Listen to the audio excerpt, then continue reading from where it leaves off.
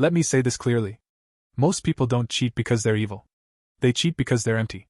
And if you think cheating only happens to bad people or weak relationships, you're already missing the truth. Before we begin, like this video, share it with someone who needs to hear this, comment your thoughts below, and subscribe to the Mindset Voice. Now listen carefully. If you don't understand why people cheat, you'll either repeat the same mistakes or become a victim of them. My name is Steffan, and today we're breaking down the real psychology behind why people cheat on each other. No sugarcoating. No romantic excuses. Just facts. Section 1. Cheating is not about attraction, it's about deficit. Here's the first uncomfortable truth. Cheating is rarely about physical attraction. If attraction alone caused cheating, then people would cheat the moment they saw someone good-looking. But that's not how it works. Cheating happens when there is a deficit. A lack of something internally or emotionally. That deficit can be attention, validation, novelty, emotional safety, identity, self-worth. When people don't know how to deal with that emptiness, they look outside instead of inward.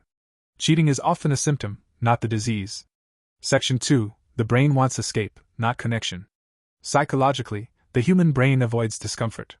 When a relationship enters a phase of routine, responsibility, emotional work, conflict, boredom, the brain looks for relief. And cheating offers something dangerous. Novelty without responsibility. Excitement without effort. Validation without vulnerability. It's an escape, not a solution. This is why many people cheat even when their relationship is fine, on paper. They're not running towards someone else. They're running away from discomfort. Section 3. Why emotional cheating starts first. Most cheating doesn't begin physically. It begins mentally. It starts when someone feels unseen. Someone feels unappreciated. Someone feels unheard. Someone feels invisible. Instead of communicating that pain, they seek someone who listens. That's where emotional attachment forms. Once the mind shifts, behavior eventually follows. This is why cheating feels sudden to the person being betrayed. But it was building silently long before. Section 4. The role of ego and validation. Here's a truth people hate admitting. Some people cheat to feel important again. Validation is addictive.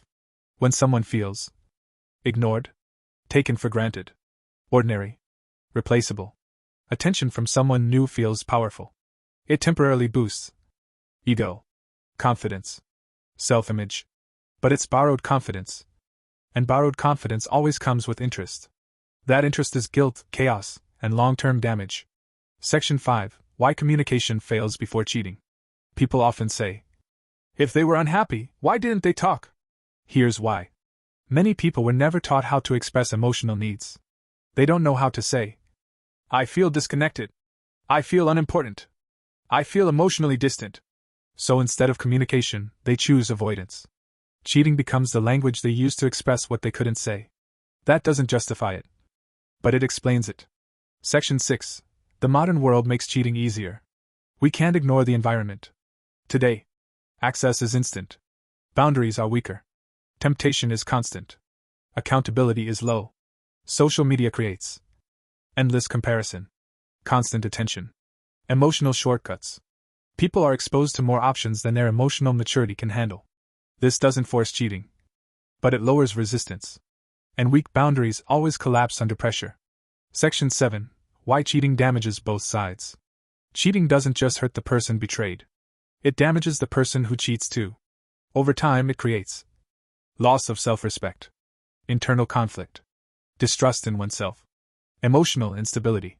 People who cheat often struggle with long-term commitment, honesty with themselves, emotional consistency. Because once trust is broken internally, it's hard to rebuild externally. Section 8. The real root cause. If you remove all excuses, all stories, all justifications, cheating comes down to this: a lack of self-awareness and emotional responsibility. People who understand themselves deeply communicate, set boundaries, face discomfort, take responsibility. People who don't escape. Cheating is an escape mechanism. OUTRO. If this video made you think, like it, share it, and comment your honest opinion below. Do you think cheating is a choice? Or a failure of emotional awareness? Subscribe to the Mindset Voice, where we talk about psychology, discipline, relationships, and the truths people avoid. My name is Steffan. Thanks for listening. I'll see you in the next video.